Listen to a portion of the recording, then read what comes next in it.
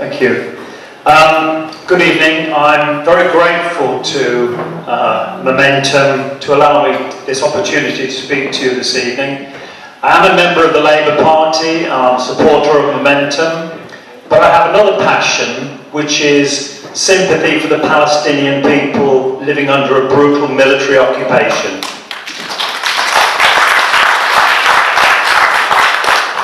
Now, I'm a member and I'm a secretary of a branch of the Palestine Solidarity Campaign, and I've been a member now for 20 years.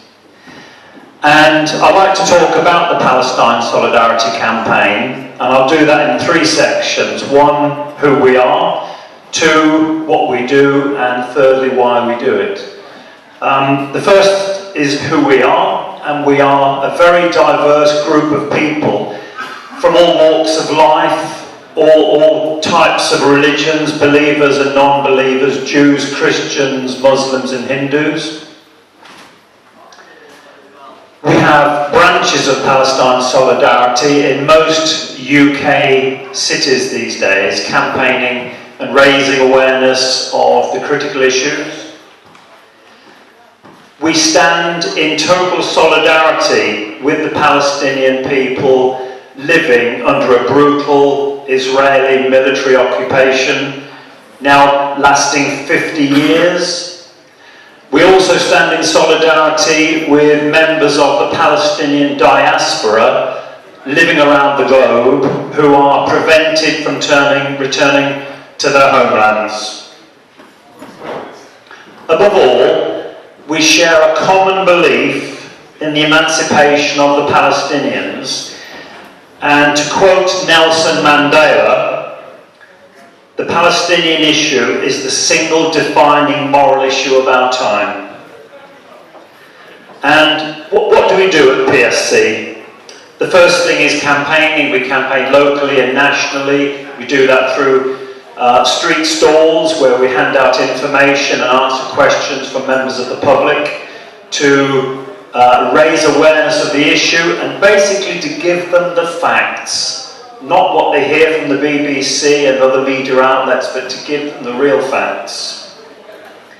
And we encourage civic leaders, MPs and trade union leaders to actually visit Palestine, to meet with Palestinian workers and families and to experience what life is actually like for them day to day living in this situation. And we support the 2005 call for BDS.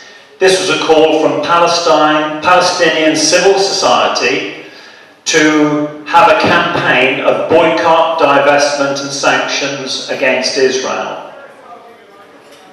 Now, all of us can engage in BDS because we have the discretion to decide where we spend the pound in our pocket.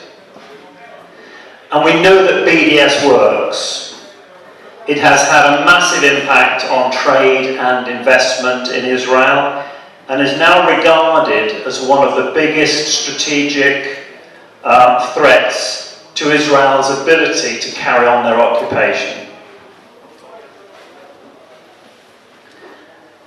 And periodically, Palestine will grab the headlines, normally as a result of an Israeli aggression, such as the recent Gaza attack in 2014.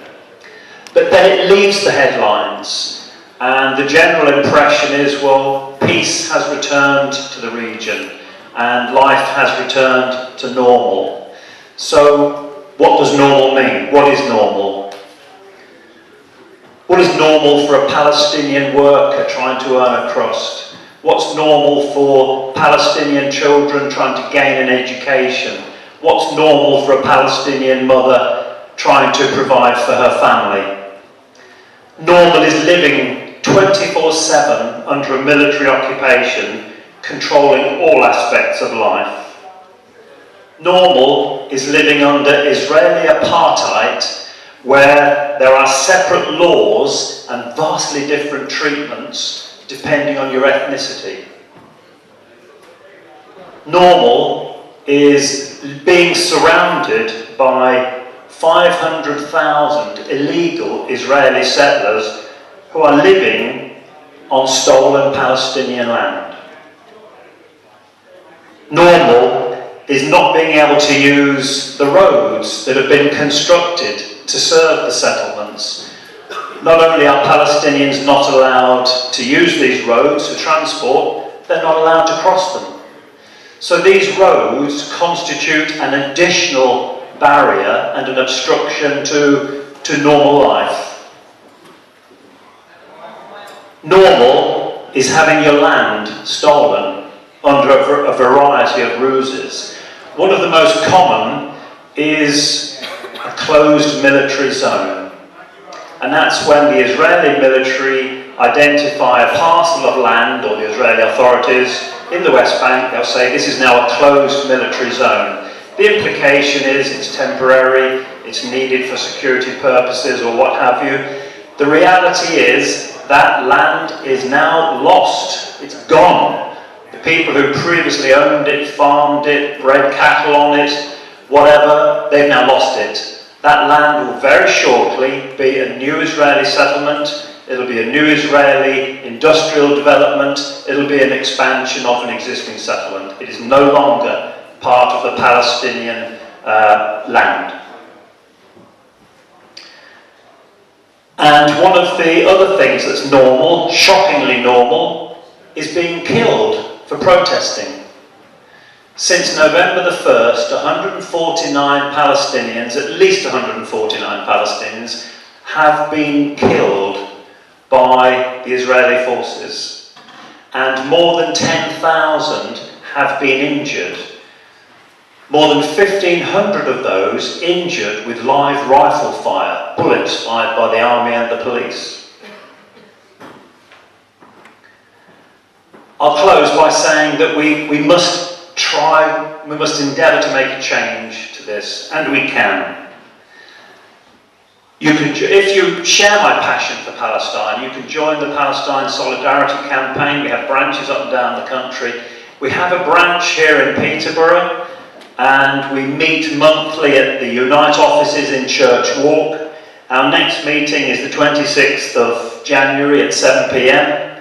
Please come and join us. Or alternatively, if you wish to have a chat, stay behind after the meeting and meet with either myself or one of my colleagues on the Palestine Solidarity stand.